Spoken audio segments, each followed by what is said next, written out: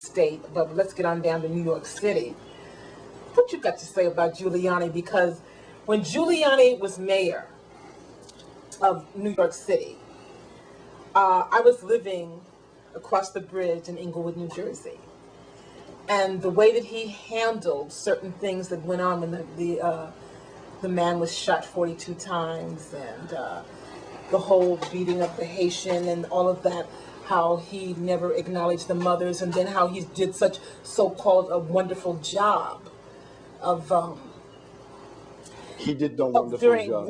That myth, can we dispel that myth? Can you give some insight to Giuliani? Because I predicted back when he was mayor that he would be running for president.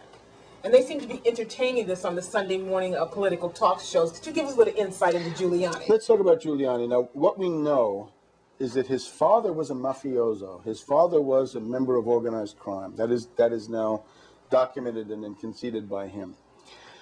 I would say that his mentality can only be described as fascist. And it could be that Mussolini was an important figure in the family back in the 1930s or 1940s. His family or the family? In the Giuliani family, that Mussolini was held in high regard, because I don't know if there's any other way to do it. He has a history, Giuliani has a history of trying to sue people who are his critics. Even as mayor, he repeatedly tried to go to court against people. As mayor, he attempted to run the city of the rich, by the rich, and for the rich. There's a famous case of the sidewalk artists who were persecuted because Giuliani thought they were interfering with the posh boutiques of Fifth Avenue. Mm-hmm. And of course, the police brutality that you mentioned is notorious. But now and of course, Giuliani comes from a background in the Justice Department. I attacked him already in the 1980s as an administrative fascist. In other words, somebody who was part of a clique that they wanted to impose top-down police state totalitarian rule. 9/11. There are a number of things to be said about 9/11. One thing is that Giuliani was running a drill called Tripod 3, which was a biological weapons drill, which involved the use of a pier in the Hudson River. And there's a very interesting question whether parts of 9/11 were bootlegged or conduited through Tripod as a part of the overall picture, because we know from the broader research that 9/11 in general, using government assets, was run through legally sanctioned drills like Amalgam Virgo, Global Guardian, Vigilant Warrior, Vigilant Guardian, Global Vigilance, and stuff like this. So we have about 15 drills that bear on 9/11.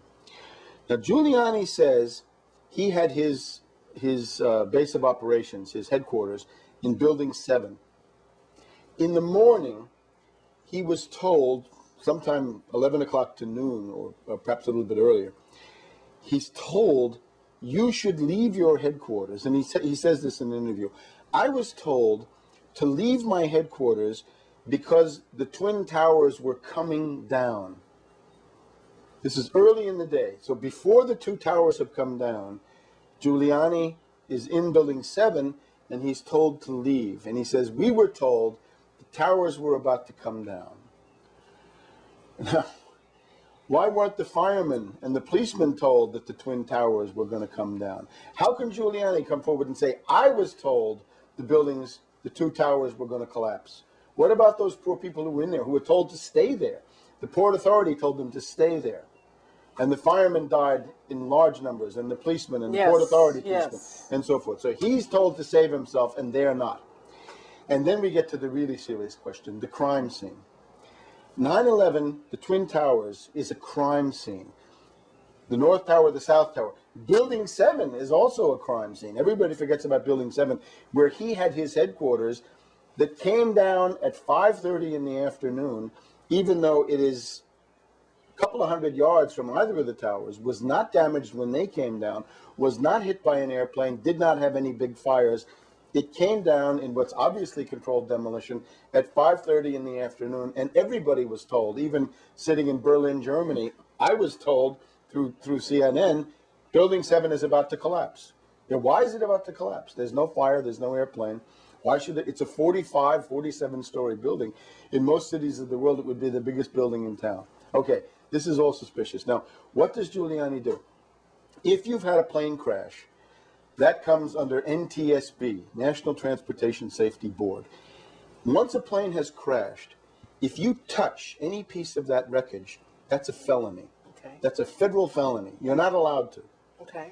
What does Giuliani do? Giuliani says, forget about all that. Violate all federal laws. He's a former federal prosecutor. He knows what he's doing. He says, violate the federal laws. To hell with the federal laws. We're going to grab all of the debris. We're going to ship it to Fresh Kills on Staten Island.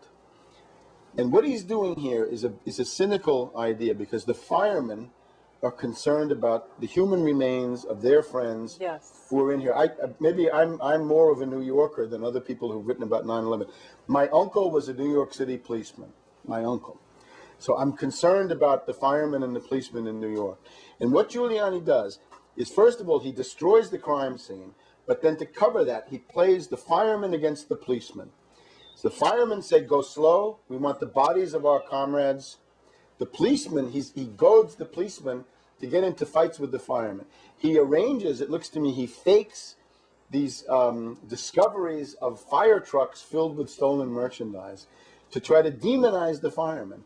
And then on, I guess it's October 31st or November 1st of 2001, he gets what he wants, which is the brawl, the riot, with the policemen and the firemen going at it. In other words, a brawl, a big punch-out between these two groups.